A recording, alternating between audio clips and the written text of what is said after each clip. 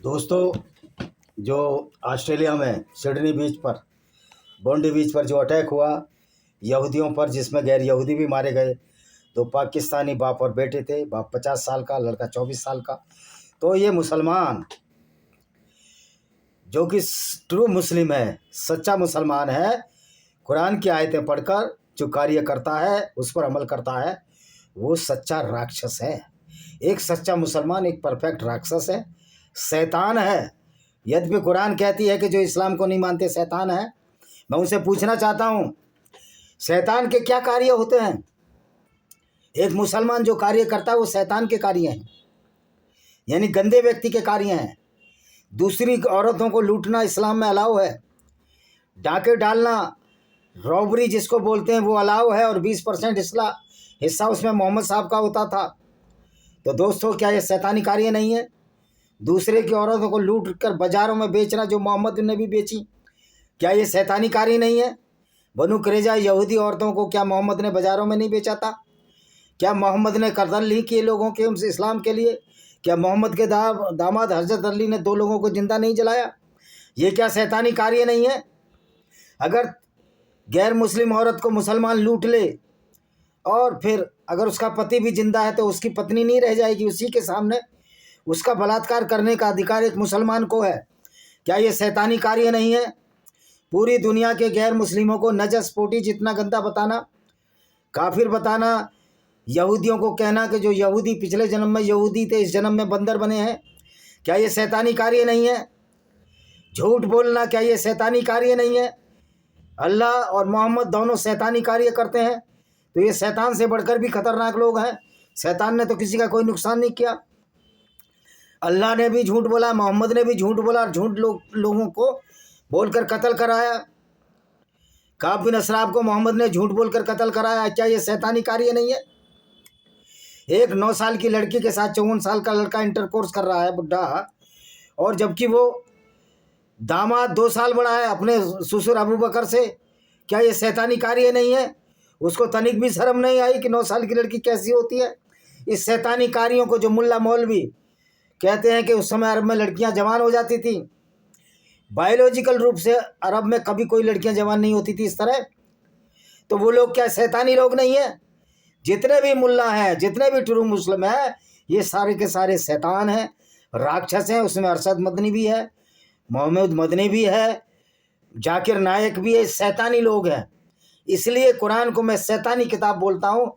तो आइए देखते हैं, उन शैतानी आयतों का परिचर्चा करते हैं। आज 61वीं आयत हम पढ़ेंगे इस्लाम की, सूरा अल बकरा चैप्टर 2 की। बकरा का मतलब गाय होता है, ना कि बकरी जैसे तुम समझते हो। बेसिर पैर की बात इस किताब में है। तो 62वीं आयत क्या कहती है? और वह वक्त भी याद करो जब तुमने मूसा से कहा, ए मूसा, हमसे एक ही खाने पर ना रहा जाएगा, तो आप हमारे लिए अपने परवरदिगार से दुआ कीजिए। जो चीज़ ज़मीन से उगती है, जैसे साग पात, तरकारी, ककड़ी और गेहूँ, या लहसुन और मसूर, प्याज, मन व सलवा की जगह पैदा करें। और मन और सलवा एक ऐसी फसलें थी जो कभी हुई नहीं, तो झूठ था। अब ये मूसा से कहा, मूसा तो इस्लाम का है ही नहीं, ये तो यहूदियों का है, जिसको कि मोसेस कहते थे। मैंने कल बताया कि मोहम्मद ने बड़ी चालाकी से यहूदियों की किताब, जिसको तोरा के नाम से जानते हैं, और बाइबल का ओल्ड टेस्टामेंट, पुराना वसीयतनामा, या जो भी कहिए, पुराना संस्करण, जिसमें कि पूरी यहूदियों का विवरण है, जो कि तोरा ही है, तो उसको मोहम्मद ने अपने कुरान में शामिल कर लिया, ये दिखाने के लिए कि इस्लाम तो शुरू से ही है।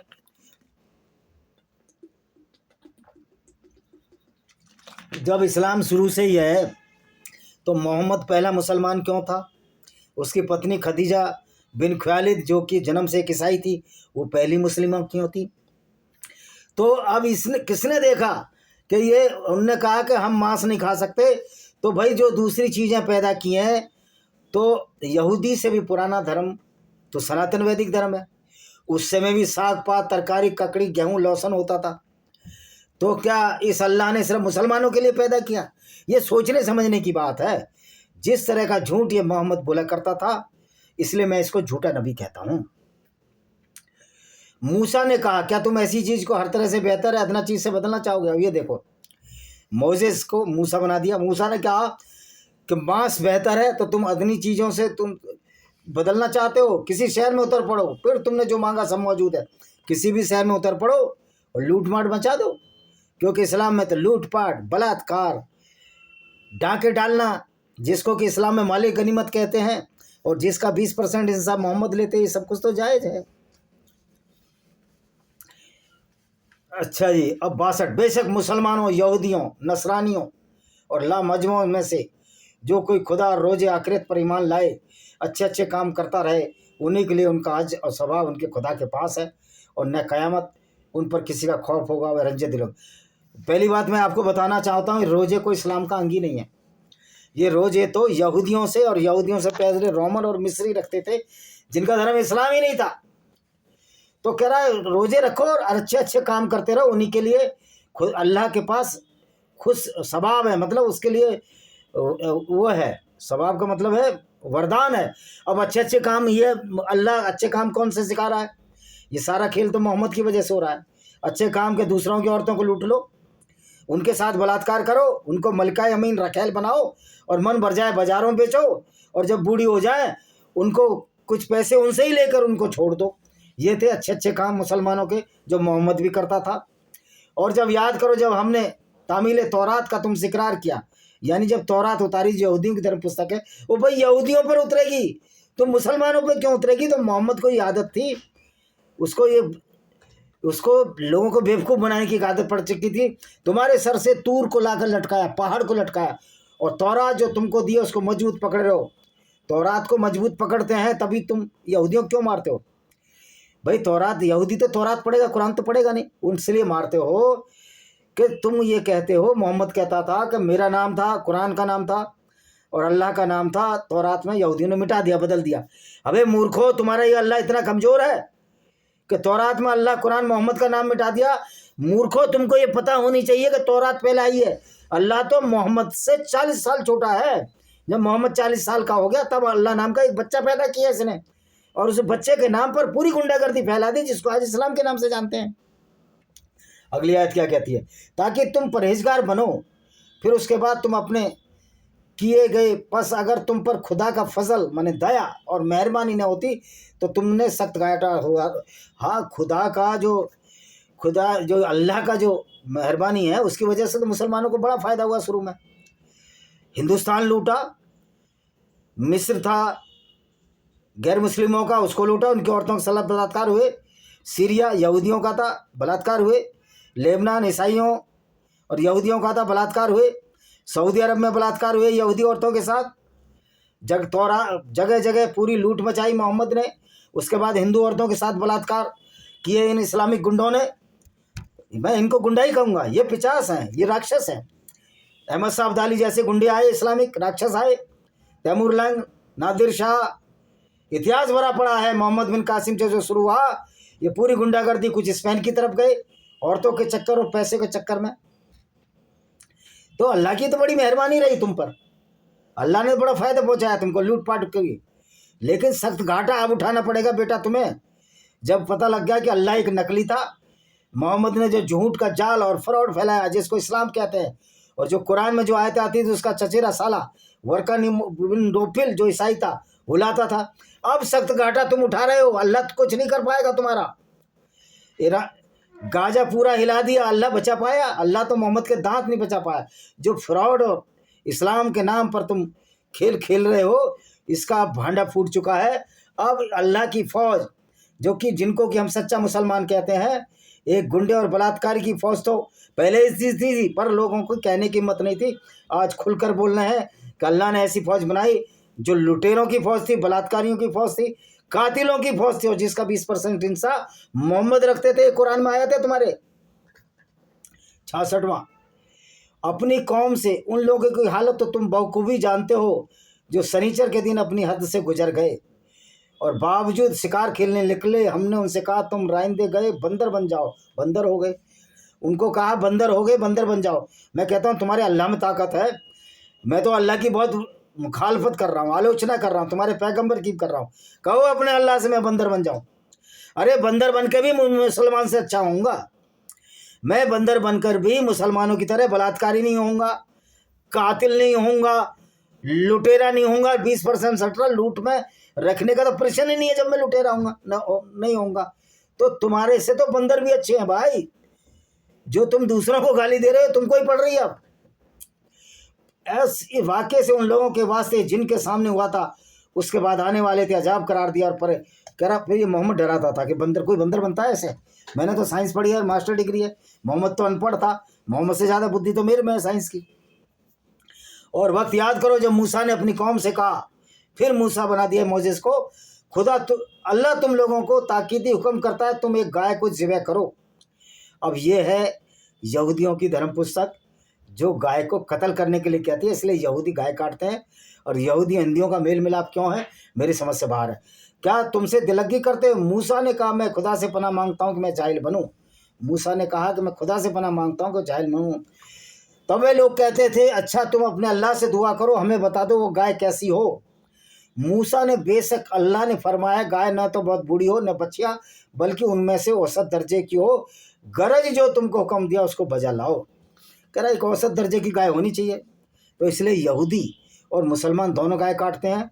यहूदियों ने शायद अब काटना छोड़ दिया हिंदुओं की वजह से, लेकिन मुसलमान गाय काटेगा ही काटेगा, क्योंकि उसके अल्लाह ने आदेश दिया है। ऐसा क्रूर नर पिशाच अल्लाह है जो गाय को तो कटवाता है, इंसानों को काटने की बात करता है, वाजिब कत्ल कहता है गैर मुस्लिमों को। ये है इस्लाम। तो अब कहने लगे तुम अपने खुदा से दुआ करो, हमें जरा ये बता दो गाय कैसी हो। तो गायों में मिलजुल गई, खुदा ने चाहा तो हम जरूर पता लगा लेंगे। अब गाय काटने के लिए पूरे ये राक्षसों की फौज पता लगाने को जा रही है।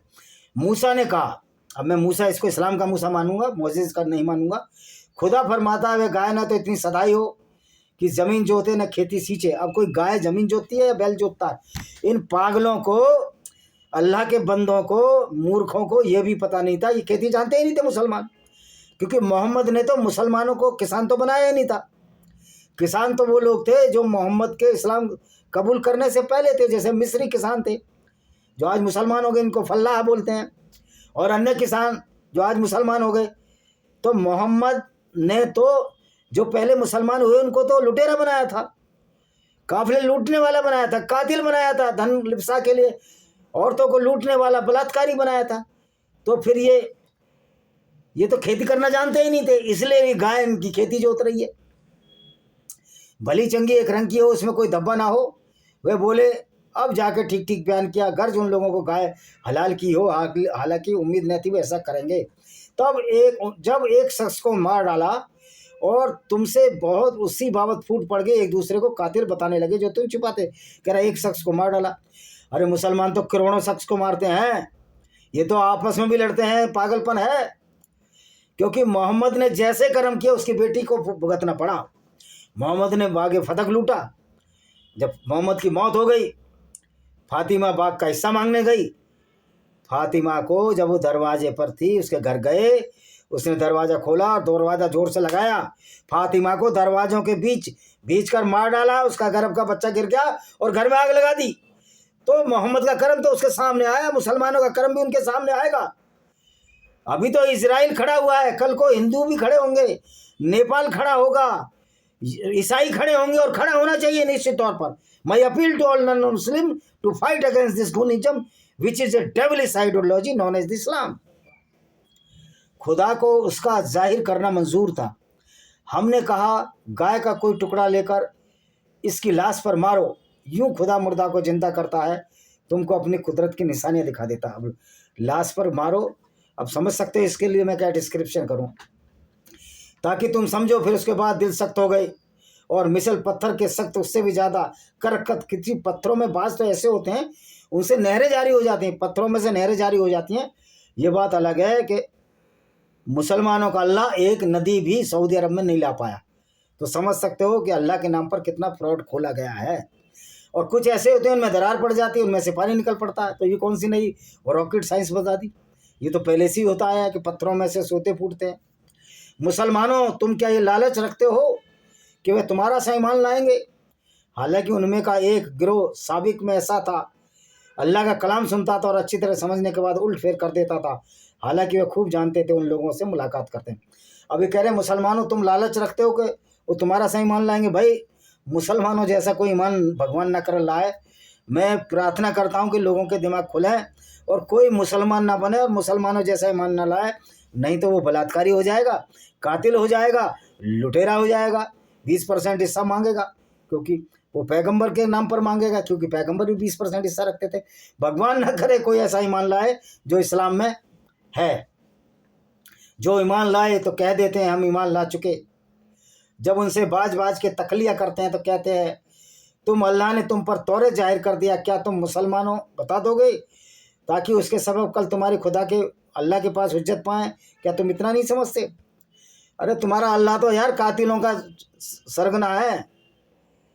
उसको तो कातिल मुसलमान चाहिए, बलात्कारी और लुटेरे मुसलमान चाहिए, क्योंकि पैगंबर ही उसने ऐसा भेजा था। यही वजह है कि आज जगह जगह मुसलमान अटैक कर रहे हैं, क्योंकि इस्लाम एक वैचारिक राक्षसी किताब है।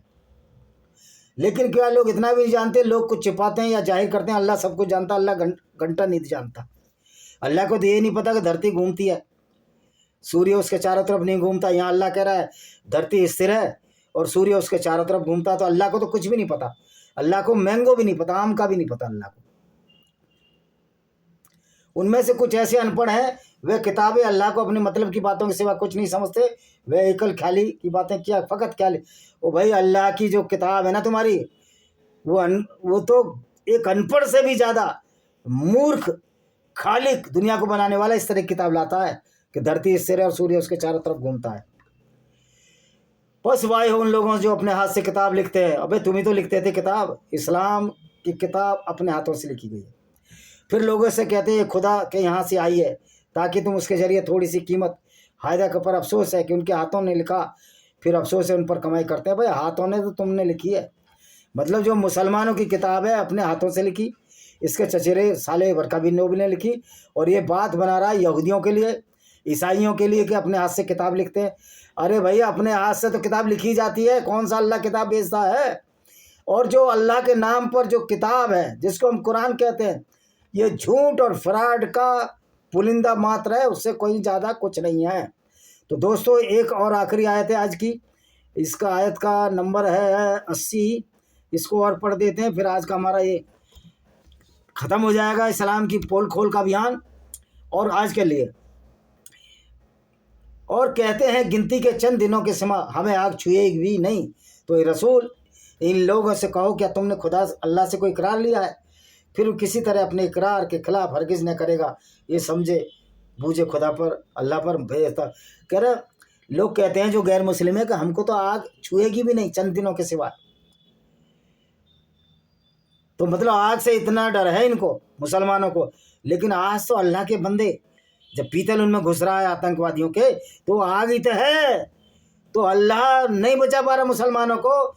जब आप कुरान पर रहोगे, इस पिचासिक प्रवृत्ति को मानते रहोगे, आपको अल्लाह क्या अल्लाह के 100 अल्लाह भी आ जाए, पूरी दुनिया के मुसलमान भी इकट्ठे हो जाएं, अगर अल्लाह के नाम पर ये गुंडागर्दी करेंगे तो जो काफिरों का गैर मुस्लिमों का कहर, काफिर इंटरनेशनल आर्मी जरूर बनेगी एक दिन। और जो तीसरा विश्व युद्ध होगा उसमें इस्लाम का सफाया हो जाएगा। इसी के साथ हम यहीं ख़त्म करते हैं इस वीडियो को। हमारी किताबों खरीदिए। वंदे मातरम, जय हिंद, आपका दिन शुभ हो।